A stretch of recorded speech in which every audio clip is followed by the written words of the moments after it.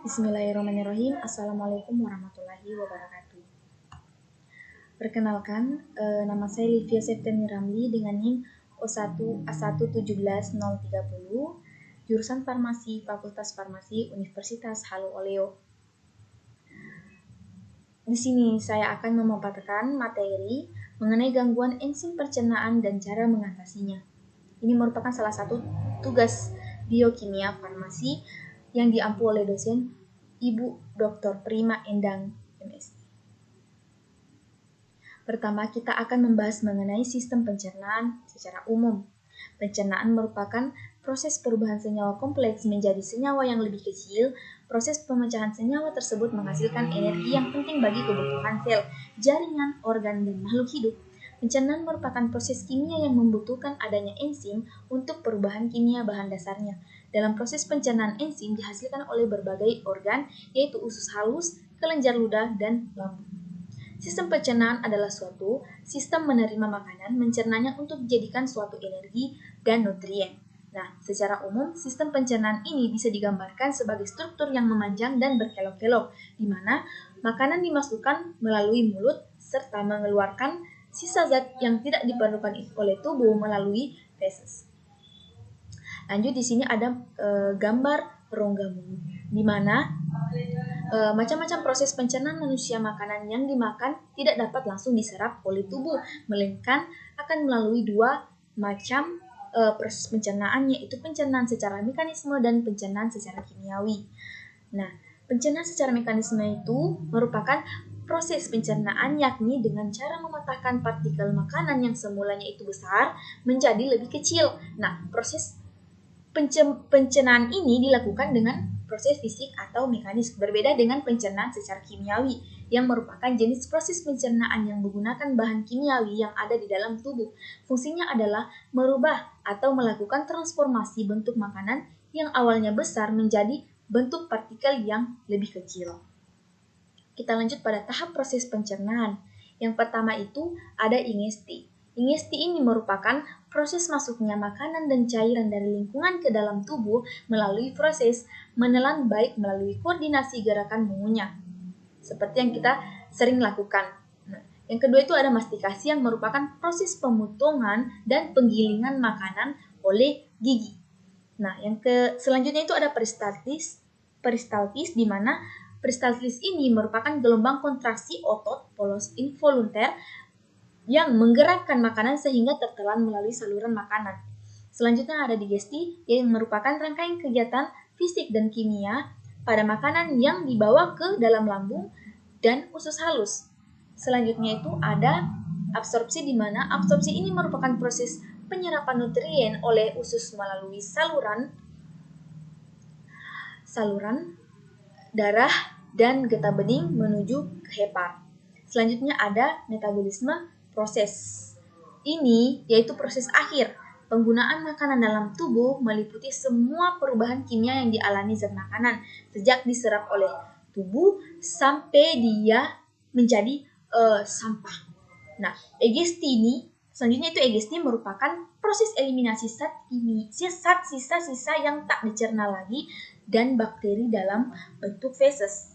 Nah, selanjutnya itu ada ekskresi. Nah, ekskresi ini merupakan proses pembuangan zat-zat metabolisme dalam tubuh untuk menjaga homeostatis. Caranya itu melalui defekasi, mixing, maupun diaporesis dan ekspirasi.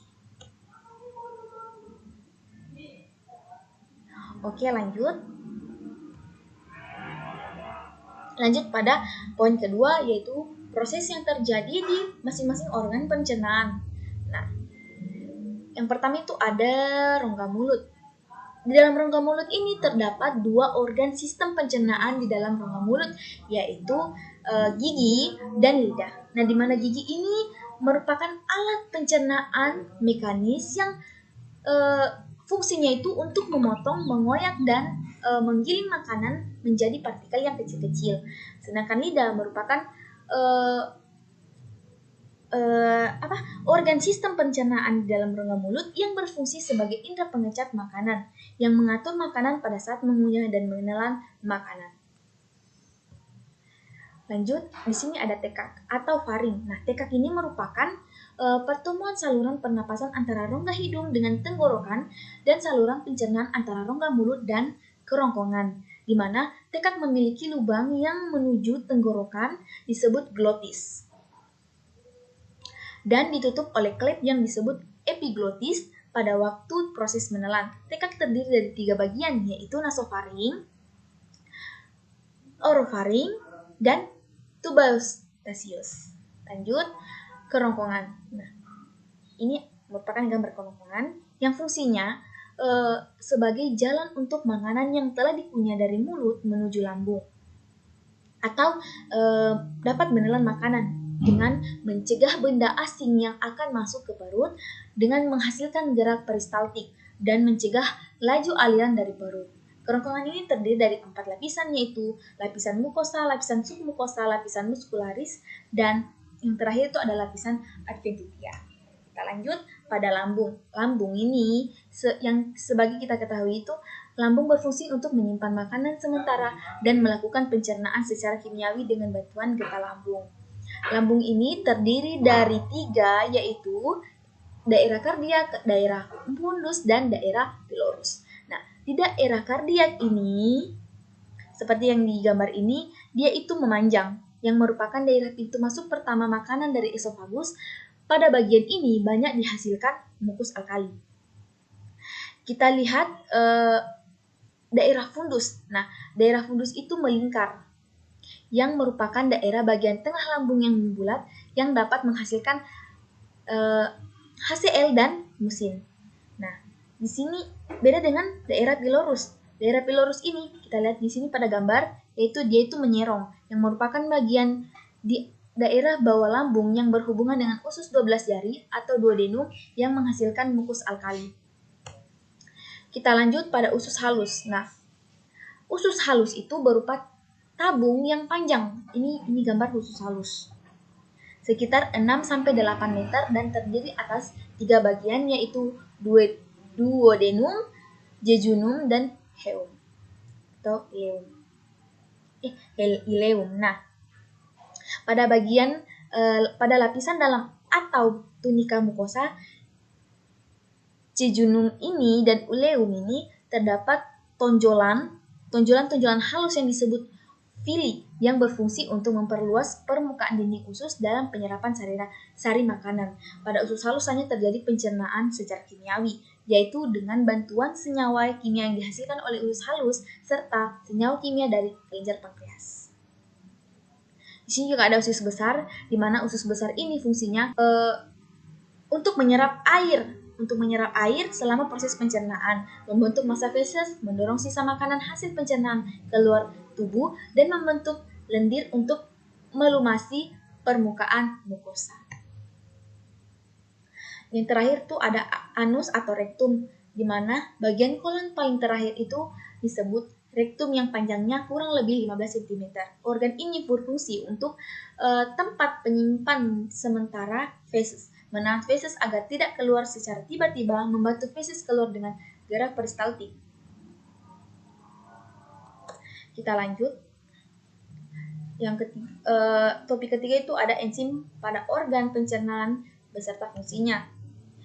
Enzim-enzim yang ada pada rongga mulut itu yaitu enzim vitalin yang dapat memecah pati amilum menjadi maltose. Yang kedua itu ada enzim-enzim di dalam lambung. Di antaranya itu enzim pepsin yang dapat mengubah amilum menjadi maltosa dan glukosa. Yang selanjutnya itu ada enzim lipase steapsin yang berfungsi mengemulsi lemak menjadi asam lemak dan gliserol. Nah, dan yang terakhir itu ada enzim tripsin yang dapat mengubah pepton menjadi polipeptida atau asam amino. Enzim-enzim yang terdapat dalam usus halus, yang pertama itu ada amilase, memecah amilum menjadi disakarida, pepsin memecah peptida menjadi asam amino, erepsin berasal dari erepsinogen yang dapat memecah peptin menjadi asam amino. Lipase dapat memecah gliserida atau lemak menjadi asam lemak dan gliserol. Disakarase memecah disakarida menjadi monosakarida. Enzim fosfatase dapat memperlancar proses penyerapan asam lemak dan glukosa. Dan yang terakhir itu ada enterokinase. Nah, enzim ini dapat memecah enzim triptinogen dari pankreas menuju tripsin.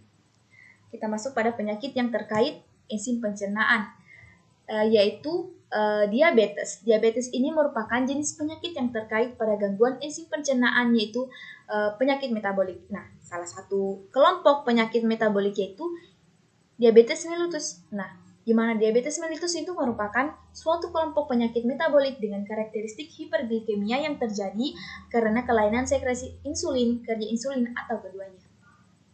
Adapun prinsip penyakit DM yang menyebabkan seseorang sakit. Di sini ada patofisiologi penyakit DM.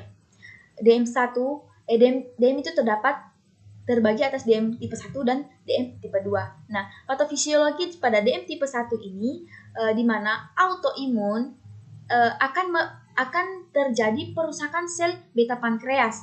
Nah, yang akan terjadi itu produksi insulin akan rendah dan mengakibatkan glukosa darah tidak dapat masuk ke dalam sel. Nah, dan akhirnya terjadi glukosa darah itu meningkat atau hiperglikemi. Nah, berbeda dengan DM tipe 2 di mana sel itu akan mengalami resistensi insulin yang dapat mengakibatkan insulin tidak dapat lagi bekerja pada sel, di mana mengakibatkan glukosa darah tidak bisa masuk ke dalam sel, dan yang terjadi itu glukosa akan meningkat. Glukosa darah itu akan meningkat. Nah, terjadilah DM tipe 2. Kita lanjut, apa sih penyebab DM? Nah, pada dasarnya DM itu dapat disebabkan oleh hormon insulin penderita yang tidak mencukupi atau tidak efektif sehingga tidak dapat bekerja secara normal. Nah, ini juga dapat disebabkan oleh penderita ini akan disebabkan mungkin karena adanya riwayat diabetes mellitus dalam keluarganya atau biasa disebut dengan faktor gen. Nah, dapat juga terjadi karena faktor umur, obesitas, tekanan darah tinggi, dislipidemia, toleransi glukosanya terganggu, dan kurang aktivitas serta ada riwayat DM pada kehamilan. Kita lanjut, apa sih obat yang dapat mengatasi DM? Nah, di sini ada obat yang dapat mengatasi DM, yaitu obat glibenclamid yang merupakan golongan obat sulfonyl urea. Salah satu obat yang dapat mengatasi penyakit DM yaitu obat ini, glibenclamid. Nah, di mana salah satu obat hiperglikemik oral yang diindikasikan untuk penderita DM tipe 2 dengan mekanisme kerjanya itu meningkatkan sekresi insulin. Nah, glibenclamid ini dapat bekerja menurunkan kadar gula darah dengan cara meningkatkan pelepasan insulin dari pankreas, serta mekanisme ini bergantung pada sel beta pankreas, di mana sulfonyl urea menempel pada reseptor yang spesifik di sel beta pankreas dan menyekat pemasukan kalium melalui kanal ATP dependen. Sekian yang dapat saya sampaikan. Ini di sini ada daftar pustakanya ya. Saya mengambil referensi dari ini. Mungkin itu saja yang dapat saya sampaikan. Lebih dan kurangnya mohon dimaafkan. Terima kasih. Wassalamualaikum warahmatullahi wabarakatuh.